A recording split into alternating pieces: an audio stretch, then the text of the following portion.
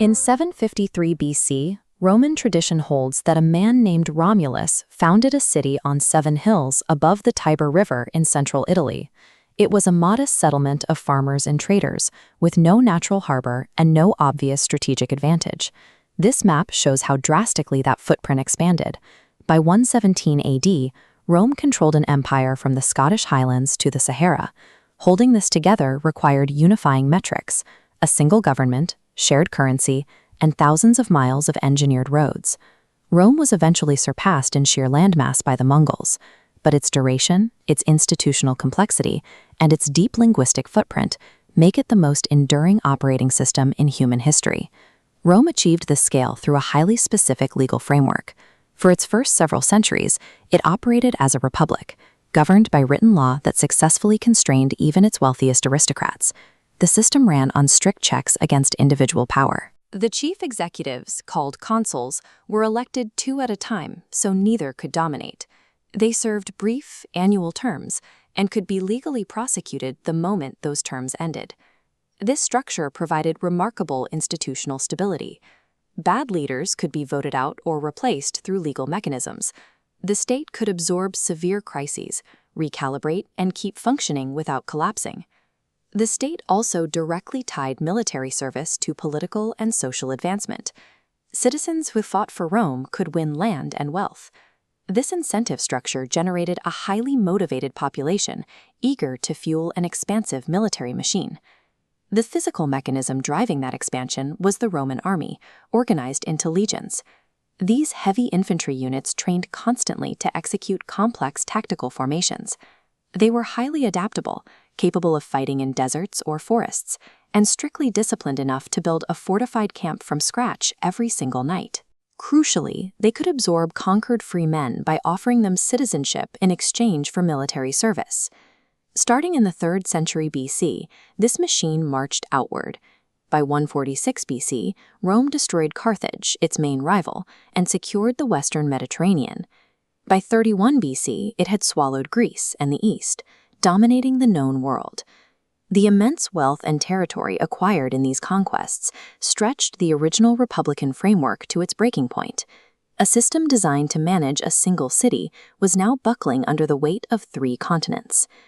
Rome possessed a deep cultural hatred of kings, having expelled its last monarchs centuries earlier. When Julius Caesar essentially made himself dictator for life, Roman senators assassinated him in 44 BC, specifically to prevent the return of a hereditary monarchy.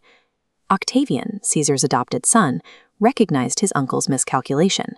He refused the titles of king or emperor. Instead, he called himself princeps, meaning first citizen.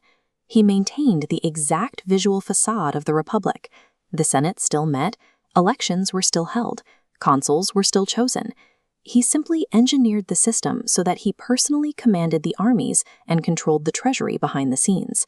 This constitutional fiction worked perfectly. By masking absolute power behind republican traditions, Octavian, now known as Augustus, transitioned Rome into a functional monarchy. This sleight of hand initiated the Pax Romana, a 2-century period of relative peace and stability across the empire. During this extended peace, Rome directed its resources toward massive infrastructure. The state engineered over 250,000 miles of paved roads and built monumental stone aqueducts to deliver clean running water to over 1 million people in the capital.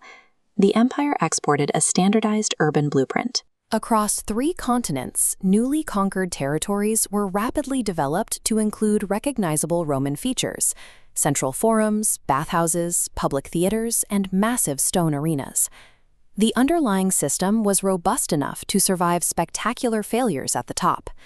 Paranoid and cruel leaders like Caligula and Nero caused chaos in the capital, but the vast administrative machinery kept running, eventually reaching its operational peak under a series of capable leaders known as the 5 Good Emperors. Between 96 and 180 AD, the momentum of Roman law and infrastructure generated a period of profound physical prosperity. The state apparatus had become so effective that millions of citizens thrived under its protection, regardless of the specific man sitting on the throne. This chart tracks the violent collapse of that stability. During the crisis of the 3rd century, the economy destabilized, plagues swept the population, and the army began acting as kingmakers, crowning and then violently deposing over 20 different emperors in 50 years. To manage the mounting pressure, the Emperor Diocletian split the administration into East and West. Shortly after, his successor, Constantine, moved the primary capital away from Italy to a new city in the east, Constantinople. The pressure on the northern frontiers continued to build. Nomadic horsemen known as the Huns pushed westward from Central Asia, driving displaced Germanic tribes directly into Roman territory. In 410 AD, a Gothic army breached the walls and sacked Rome itself. The physical destruction of the city shattered the psychological invincibility of the ancient world. For the first time in 800 years, an enemy had taken the capital, proving the vast defensive network was finally failing. The actual end of the Western Empire was remarkably quiet. On September 4, 476 AD, a Germanic chieftain named Odoacer deposed the final Western emperor, a 14-year-old boy named Romulus Augustulus, and sent him to live in the countryside on a pension. The western provinces fractured into independent kingdoms, but the eastern half of the administration, centered in Constantinople and later known as the Byzantine Empire, maintained the Roman legal and military framework for nearly another millennium. The physical continuity of the Roman state finally terminated on May 29, 1453. The Ottoman Sultan Mehmed II conquered Constantinople, and the final ruling Byzantine emperor died fighting in the streets. The contiguous empire, which began on 7 hills above the Tiber River, expired after 2,200 years. Yet the underlying instructions that built it had already dispersed. Historians have endlessly debated the exact cause of the collapse. Explanations include the rise of Christianity to runaway inflation, the death tolls of recurring plagues, and the sheer logistical impossibility of defending such massive borders. The reality is a cascading systems failure. An empire of that scale collapses when 10 different internal and external crises strike simultaneously, overwhelming a rigid framework that loses its capacity to adapt. While the borders dissolved, the Roman code survived. The administrative structure and Latin language were preserved by the Catholic Church. The architectural models fueled the Renaissance, and the legal frameworks became the foundation for modern European law. When the founding fathers of the United States designed a new government, they deliberately looked to Rome. They built a Senate and instituted checks and balances explicitly modeled on the ancient republic's earliest ideals.